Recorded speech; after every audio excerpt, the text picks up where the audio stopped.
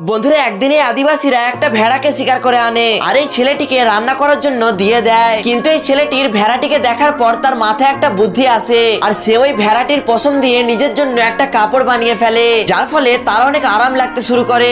এরপর পৃথিবীর অন্য পাশের মরুভূমিতে বসবাসকারী মানুষেরা রোদের হাত থেকে বাঁচার জন্য অনেক বড় বড় কাপড় পরতো, যার ফলে ঘামের গন্ধের কারণে তাদের অবস্থা একদমই খারাপ হয়ে যেত।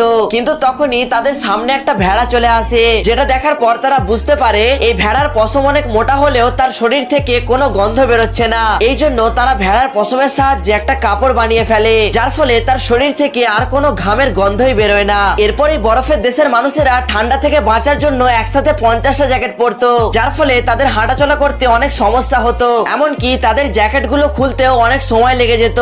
কিন্তু তখনই তারা দেখে এত শীতের মধ্যেও ভেড়াদের কোনো সমস্যাই হচ্ছে না, যার ফলে তারাও বুদ্ধি খাটিয়ে ভেড়াদের পশমের সাহায্যে সুন্দর জামা বানিয়ে ফেলে।